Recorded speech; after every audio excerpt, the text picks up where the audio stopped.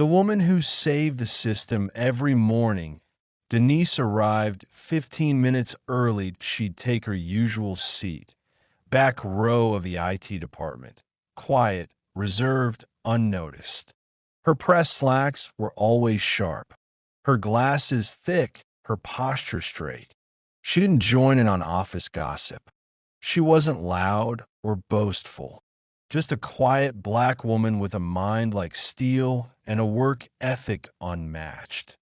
For 2 years, Denise fixed problems no one else caught.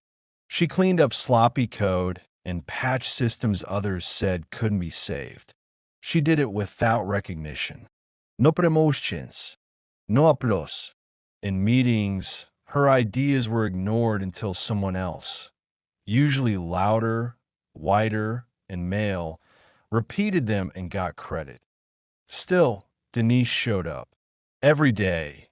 The tech firm she worked for was a fortress of hierarchy. Mostly white, mostly male.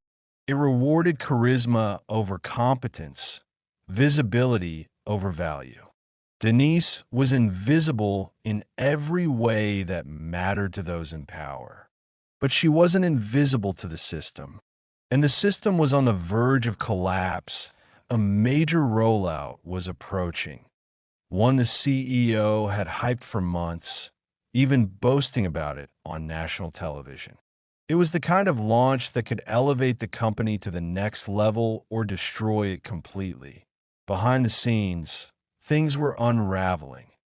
Code was clashing. Integrations were buggy. And buried deep inside a legacy function was a misrouted API call.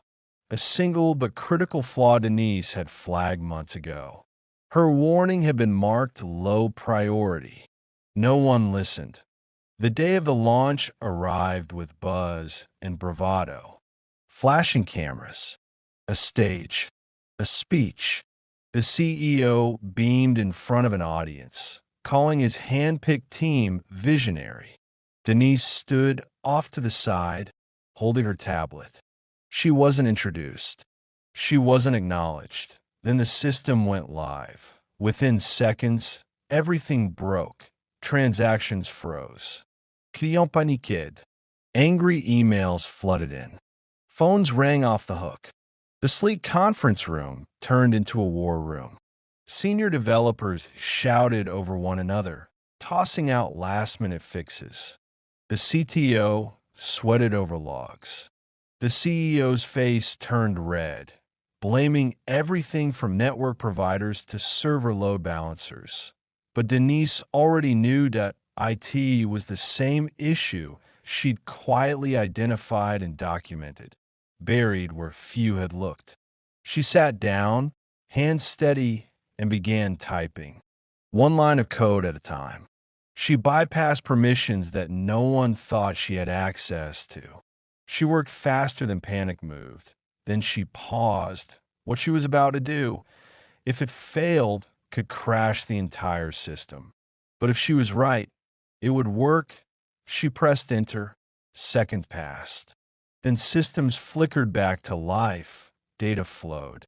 Transactions resumed. Notifications stopped. Screens lit up. The war room, seconds ago in chaos, fell into stunned silence.